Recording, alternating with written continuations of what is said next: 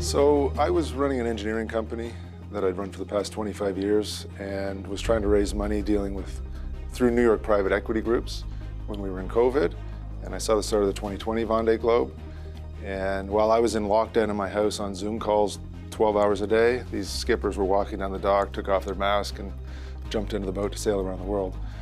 And that was really inspiring and really kicked me in the butt to say, hey, there's more to life than being strapped to a desk.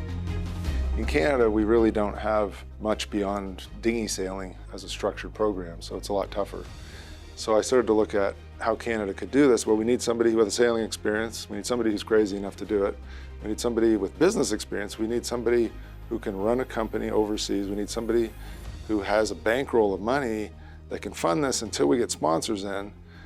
And then it kind of felt like I had all of that, and I'm very fortunate to have all that, but not many people have all that. And so it became, I'm not going to say an obligation, but definitely a once-in-a-lifetime, once-in-a-person type opportunity that I could take advantage of. So that's really why I'm so passionate about doing this. Yeah, long-term goal for Canada Ocean Racing is really to help me be the first Canadian to get across the finish line of the Vendée Globe. It's also to build an organization that can sustain after me. I don't plan on doing the Vendée Globe 2, 3, 4 times, but I would love it to remain for Canada so we can have future Canadian sailors continue to do this IMOCA series and race in races like the Ocean Race series of races and the Vendée Globe. I think it's a very unorthodox way to come into the sport. I'm privileged to be able to do it, and it's definitely not the norm, that's for sure. Well, I think everybody has their reason or the way they got there. I know there are a number of people who grew up and took a career of professional sailing and have been doing that for their life. That's not my path. I didn't do a mini Figaro.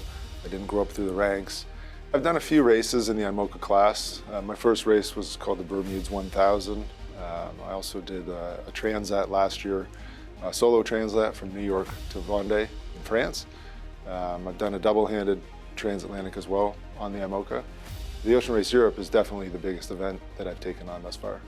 And sailing with our team of Pip, Sebastian, and Chris, and realizing I'm sailing with people that are at this level in this class and in this world of sailing. And it was pretty daunting, to be in their presence, but it also reinforced to me how much I've learned in the past few years and how much I do know about how to sail these boats.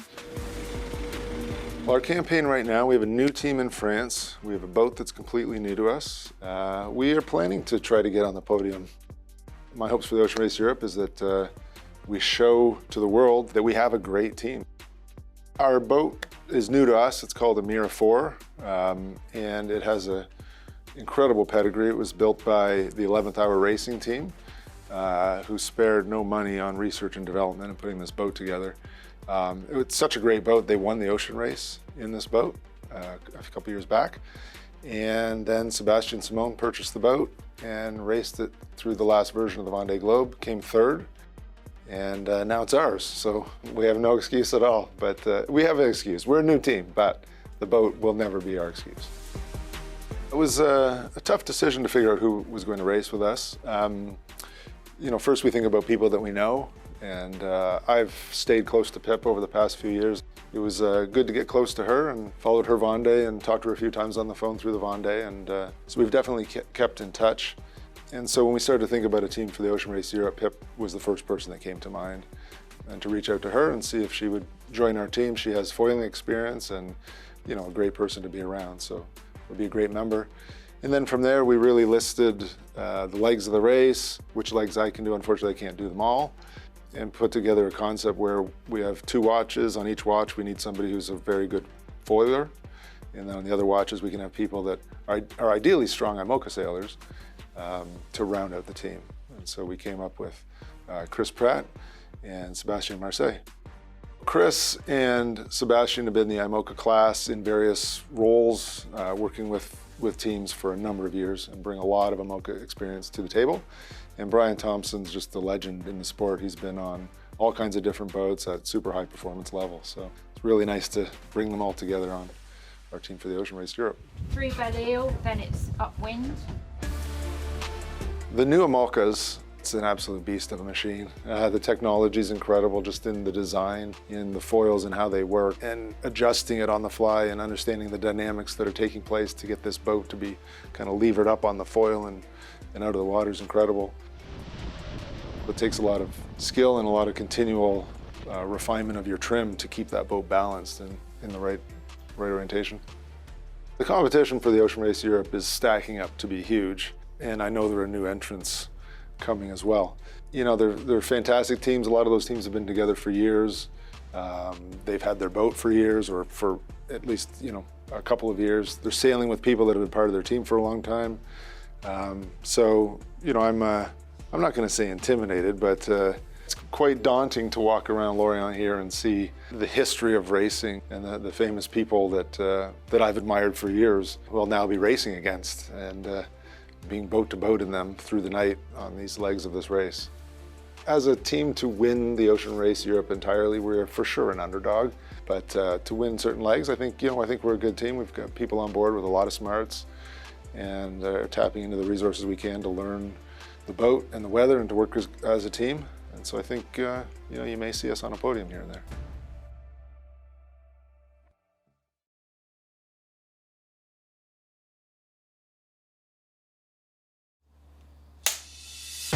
I am Alan Roura, Swiss skipper, skipper of Team Amala, racing in the Ocean Race Europe. So when I was 8 years old, we went traveling on a boat with my family. I was a pretty lucky boy. I'd never been in school in my life. And we ended up traveling for 11 years around the world. And in 2001, I met the fleet of the Mini Transat, so those really tiny little boats. And from that time, I just had this small thing in my head saying, you need to do this race, you need to try one day. And dreaming of the Mini Transat, I've been dreaming of the Vendée Globe. So I learned to sail on different kind of boats, racing in New Zealand, in Tahiti, in the Caribbean. And when we came back from this beautiful voyage, we'll travel around the world, I stayed maybe 3 days in Switzerland, and I was like, I need to go back sailing again. And I ended up to Douarnenez, so not so far from Lorient, my base. And that's been 13 years, and I'm still here in Lorient. And then I had this beautiful boat that I still having now, Hublot, and now Amala. So pretty cool boat. Was Alex Thompson's boat, and it's this kind of dream that when you're a child, you know, you see something, you're like, one day I would love to have it, you know. And this boat, when you arrive for the first time in Europe, when in France, it was like, whoa. We spent quite a long time discussing with Alex Thompson, the previous owner, and we managed to find a way of buying the boat. And here I am after 4 seasons with the boat, sailing, and pretty cool. I've done the Vendée Globe with it. Yeah, all good. I'm a pretty strange sailor compared to others, because if the race is complicated, I'm the best. And that's something really strange, because if you put me on a transatlantic classic one, like downwind and just strategy about we'll jibe here or there, I'm not good. But if you have storm, strong sea, there I can play. That's what I want. Route du Rhum 2018 was a really tough start, and I managed to end up really well the race. Another one was cool was with Hublot, was La Vendée Arctique. I just loved that race, and the Transat CIC last year. It was just such a cool race. And because people break, they get scared, and I just love when it's strong. So my achievement is, the more the race is complicated, the more pleasure I've got. Now what I want is to do crew. I want to be more on the boat to learn more and to share with people. That's something I really like. And the Ocean Race Europe, after the Vendée Globe, it's quite a good timing and good size of race, because you go to Kiel and you end up at Montenegro with few stops, and this is something which you can share with people. You can show our boats, because normally you go from one point to the others, but you don't show your boats. And for me, it's a long story, because my mentor, when I was young and I started to race on a Mini Transat, he did 3 reed bread, and he always explained me some history about it before, saying it was the best school you can find. And so that's something I want to test, and I want to share with people. If you look today, all the team on the fleet, you're like, whoa, oh my God. And when we looked at the Vendée Globe, the last one was the same. The fleet, it's starting to be more powerful, more experienced. The good thing about the ocean race, Europe, it's that it's 3-4 days at sea. And 3-4 days at sea, everything could happen. Even if you don't have the best team or the best boat, you can always have something to play. Which means that nothing is done till you don't cross the line. And that's something I really like about short race. We will have a good crew too. We're here to play the game. So right now we're in Lorient-la-Basse and I'm working on my team, which is a lot of a job because you want that everybody works together, and I really want to have some talent on the boat. So me and Simon, I will sail all around the Europe tour. Simon might do a lot of it. And then I'm discussing with a lot of good skippers like Sam Davies. I had Benjamin Dutreux the other day, and some others actually. A lot of Swiss team too, Swiss sailor, that's cool. But the good thing is when you call Samantha Davies and she's like, that'd be great to sail with you. I was like, ah. So now it's like, oh, would you sail my boat? That's so cool. You have Yule team, you've got Multi 50, Ocean 50, you've got Figaro, Class 40, IMOCA, and it's you can walk on the jetty. Any person that loves sailing or racing, if you go to that jetty, which is one of the only marina totally open in the world, no code, nothing, no security, you can walk and you can talk to all the best skipper in the world. And that's something you don't find in other places. And it's friendly, everybody's helping each other, and it's Lorient-la-Basse, it's the place to be. I don't want to have pressure before. I just want to sail as I know how to do, and with my team to give the best that we can give, and we'll see at the end. But there is some boat that they're unbelievable. I mean, and the team, they're just, yeah, ciao. But the project just started a few months before the start of the race, so we don't have the time to change all the bow, foils and everything. So we're really happy to do it like we are doing it. I mean, we don't want to be last, that's for sure. We're here to play the game, so we'll see.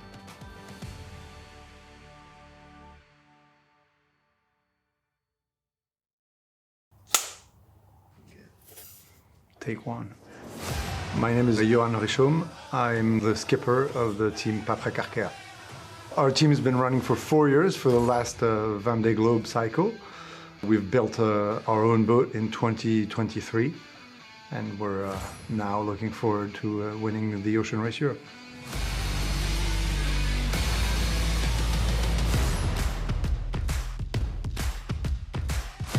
My career started on a race that's called the Solitaire de Figaro. To me, that's the Olympics of single-handed offshore, because we all have the same boat. I did this event 8 years in a row, pretty much. I won it twice, so that's one of my biggest achievements, because as we all have the same boat, we're on the same playing field. Whereas with the IMOCAs that we have in the Ocean Race Europe, the boats are very different design-wise.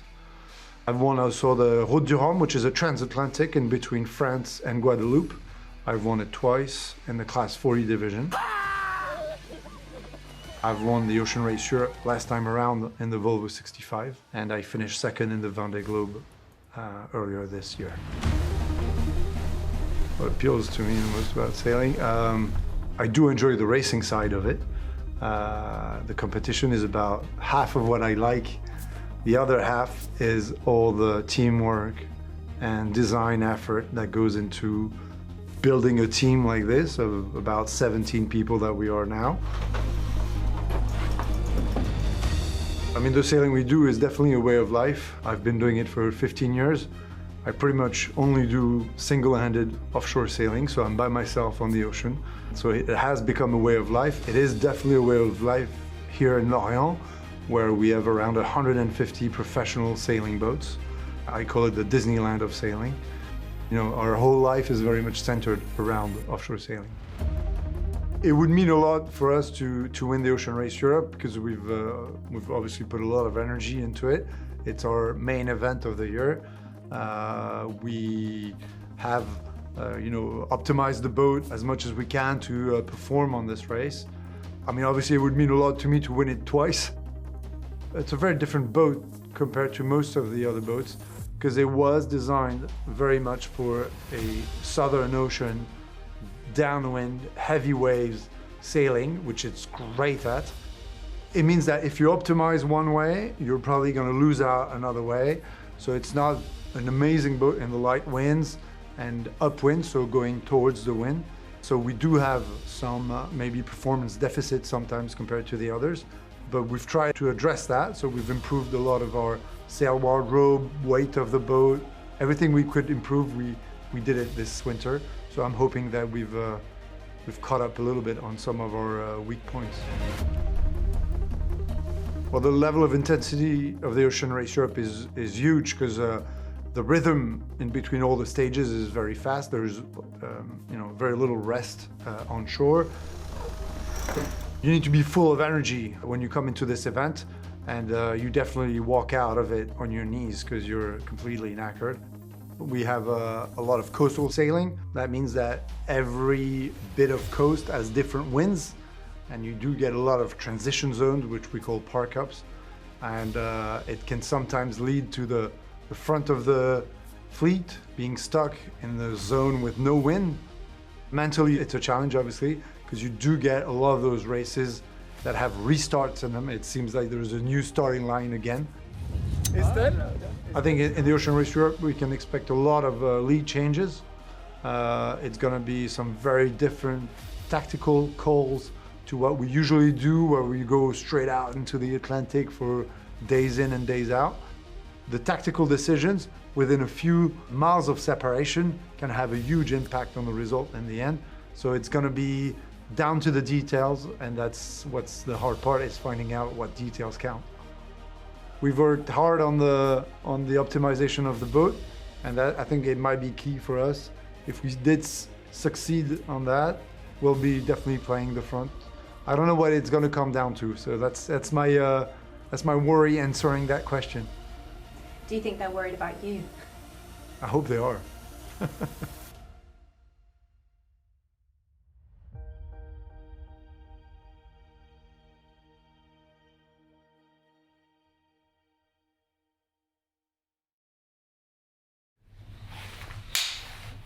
Oh, well, the reaction from people I thought were like, but Rosie, you are too old to start professional sailing, or you had no Olympic background, or you're a female, or you are not strong enough.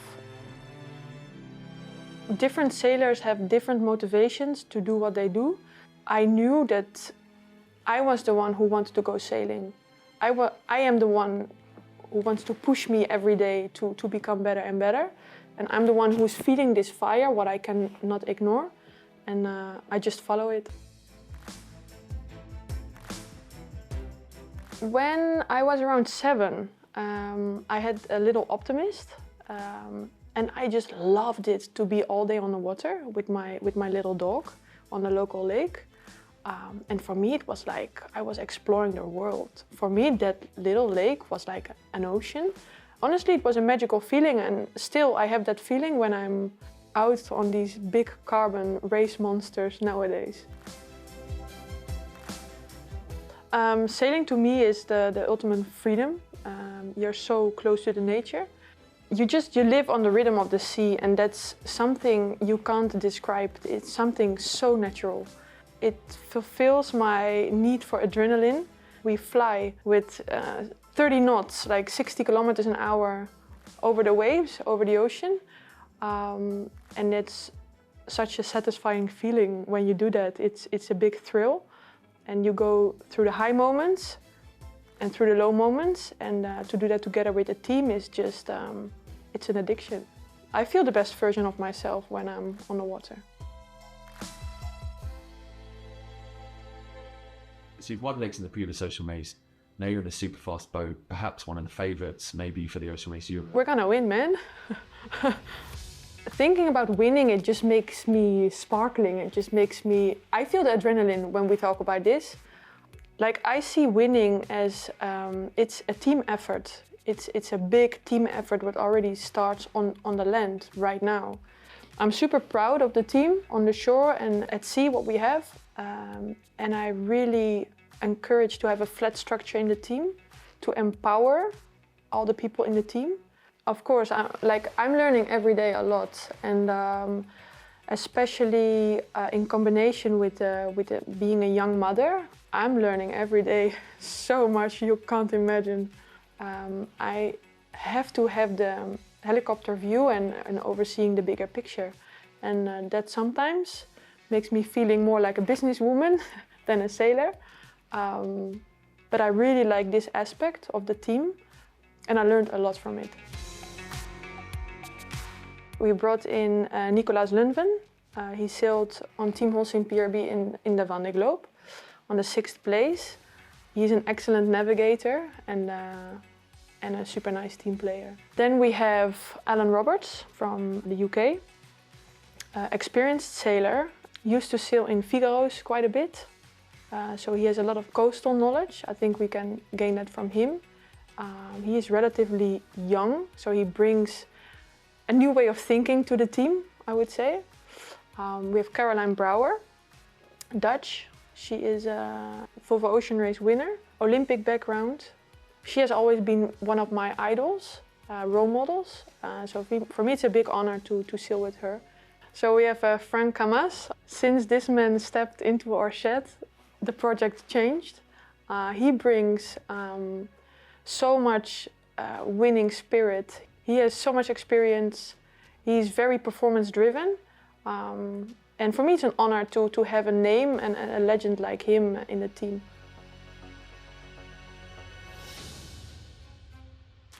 The Ocean Race Europe is so intense. It's a very short period, 6 weeks.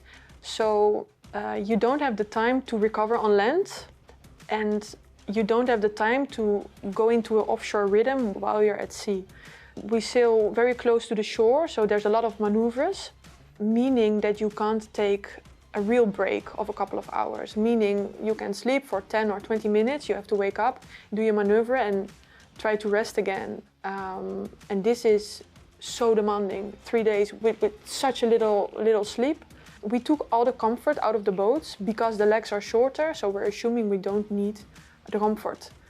Winning the Ocean Race Europe would mean a lot to me. We dedicated this year to this race. The entire team is pushing so hard since the start of this year, and winning the Ocean Race, it would mean a lot.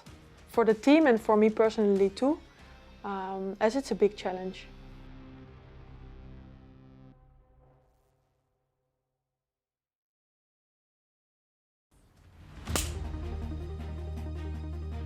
I find sailing fascinating, offshore racing in particular.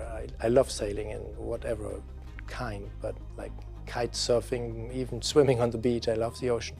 But really my job, offshore racing, I'm living the dream already. I mean, the ultimate goal is to participate in the Vendée Globe race, and that I have done twice now. And I think there are many occasions that make you feel very lively because you get put under pressure, out of your comfort zone. You go to the start line, you take the start, you can do big errors and mistakes, and you compete against the best in the sport, leading a team that can ultimately win the ocean race. That makes a feeling of being very much alive. The Team Malizia has been created following the initiative of Pierre Casiraghi from Monaco, who was a keen sailor. We became friends. He asked me to work with him to create the team in 2016. Malizia really was a pirate. Francesco Grimaldi coming to Monaco, invading the Rocher 1297, which is also our race number. So we're really proud of this history with Monaco, and being a little bit pirates is our idea in every sense. And that created the Malizia energy and the Malizia spirit, from which we evolve everything else until today. The Malizia spirit means that we are, trying to think a bit outside the box, do the things, really thinking for ourselves, doing more with less, not wasting anything, trying to be smart and cunning. But that could also be on the environmental side, like solutions for the energy transition, for decarbonization, for climate protection. Ultimately, we need this little pirate spirit. So we have a political mandate, an activity on conferences, we have a research sailing vessel now, a mangrove park, an educational program. So for me, this is really what Team Malizia is about. It's much more than just the sailing. So this year, I'm not putting myself in the first place of the sailing squad. I'm really keen to drive all of these projects forward, to come into a really solid team led by Will Harris really this season. He is also doing the double-handed transatlantic race at the end of the season with Frankie. So they are really every day here in Lorient pushing the boat, analyzing the data, repairing, overseeing, collaborating with the shore team. And I kind of hop on a little bit. But of course we have the experience together, we have a fantastic team behind. So this allows me a little bit in a ramp-up year like this to trigger some other projects as well on the side of the sailing. That's one of the reasons why I'm not every day on the boat and on the training. I really need this variety of challenges too. And sailing on an IMOCA feels a bit like sailing on a multi-hull because it has these massive foils that are huge and really sticking out very wide out of the boat. And that makes it really, really fast and powerful and gives you this feeling of a very strong acceleration that you cannot have on a regular monohull. The boat we are campaigning currently, Malizia 3, so the 1 was the catamaran and the 2 was the first IMOCA that we took from another team and modified it, and then we built our first own boat, this current boat, based on the experience in the first Vendée Globe, which was a lot of pitch poling and nose diving and stopping in waves and difficult to sail the boat in these conditions. So we made a boat rounder with more volume in the bow and a hull shape that allows the boat to go easier with more ease through the sea. The rougher it gets, the more happy the boat is.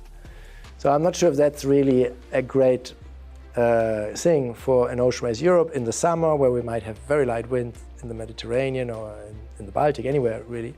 We will see how well we can compete against these boats that are really strong on light wind, like Biotherm, for example. The boat of Paul Meyer is I think, one of the fastest boats in medium light wind on flat water. So I think the biggest rivals for the Ocean Race Europe will be Johan Richaume, by purely also the best results in the last 2 years. He has won one of the transatlantic races last year and second place in the Vendée Globe.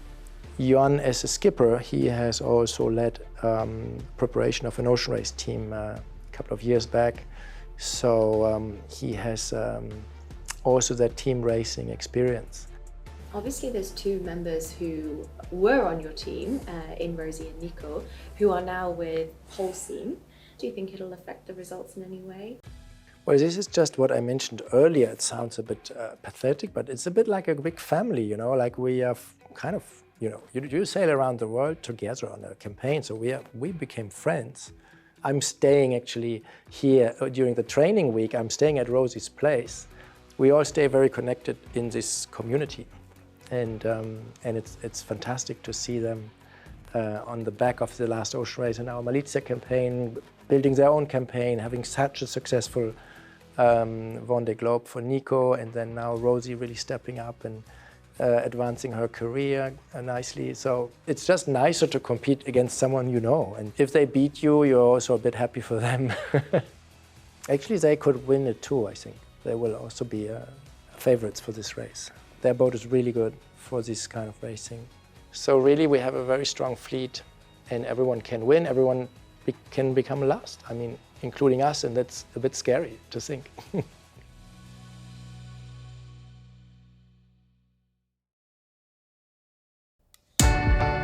Why sailing? Sailing gives me a lot of things.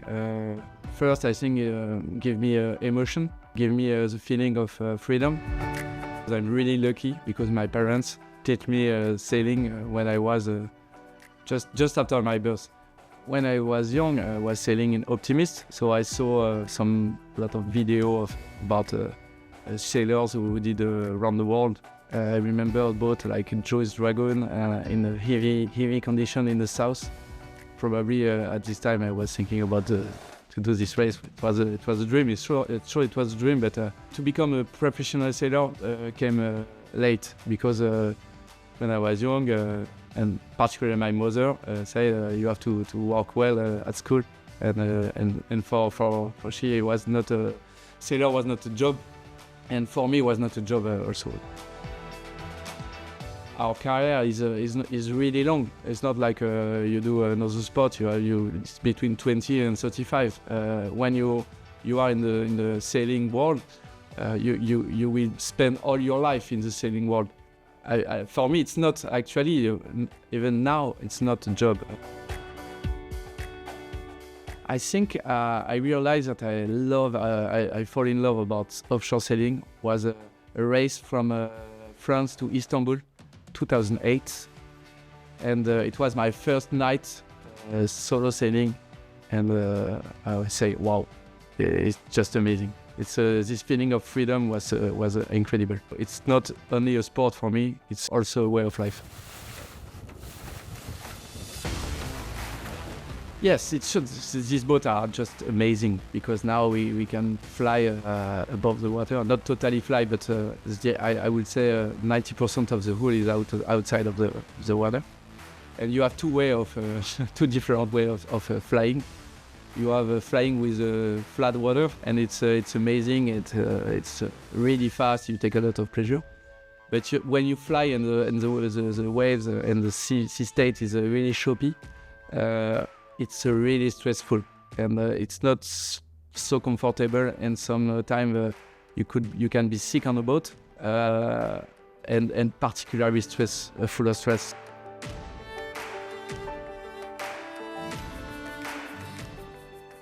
First, I think I'm not a natural manager because I start sailing and I usually sailing alone. So it was my first fight, but myself. But first objective was to sail with a crew. Yeah, it's sure that last ocean race, when we were in Alicante 2 years ago, we had pressure, but it was not the same pressure. It was a pressure to be able to finish the race, to build the project, to discover a totally new organization, and now the pressure is a sports pressure, and it's good because I think I was happy about what we did, about the success of the collective success of what we did, but fourth and the finish ranking was not enough for me. So I think I just want to go to perform now. I'm pretty confident about our ability to have a good crew and work in the same direction, work together. We have a crew and we have no change during the race. We just have Jack Buttel on the first half of the race and Benjamin on the last part of the race. Sam will be all the race with us, and Amélie also. The idea was to build a crew with the objective to perform. Our target is to catch the win. I'm sure that it will be really hard because the other guy wants the same, but the boat is fast. I show it during the Vendée with the new foils.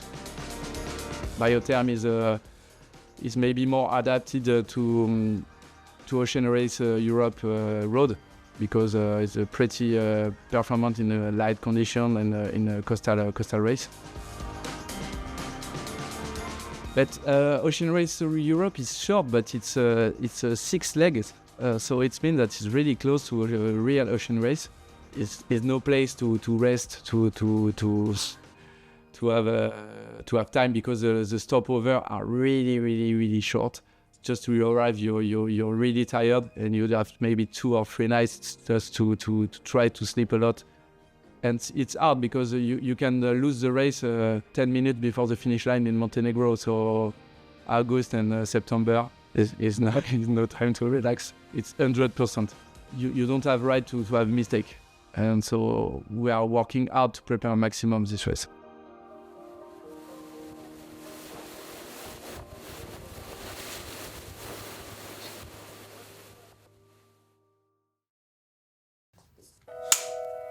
Nice and loud. I am Ambrogio Beccaria. I am the skipper of Alla Grande Mapei Racing. I'm from Milan, so the north of Italy, and yeah, actually no one in the family is sailing. I end up in Sardinia doing a training on a boat. casually. And yeah, and then I fall in love. So I decided to go to live on the seaside, do my studies on the seaside, so I was able to sail as much as possible. I love the balance that the human have to find with the environment and with the boat. There is no one correct answer. The energy that we have to put to find this balance is what I love the most. I was in Genova when Francesca Klapčić won the last Ocean race. I was on board with Holcim. To me, yeah, it was great inspiration because when you came from a town or a country where offshore sailing is not so known, we always dream about being inspiration for others.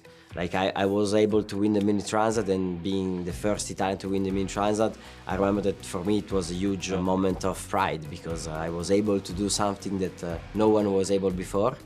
And this in sports, it's something that no one can get you out. Où il tracte le bateau, quoi. This is our first race as Alla Grande Mapei team. We did it in collaboration with TRR. Thomas, it's key in our project. He did 3 times the Vendée Globe. He's the Transat man because he won every transatlantic race that is available on the market. So for sure he knows some secrets of our sports. And then he's also the founder of TRR. That is the company that is helping us driving Alla Grande Mapei racing. So it's super involved in our project. It's not just a co-skipper. The IMOCA, it's for me that I came from other classes.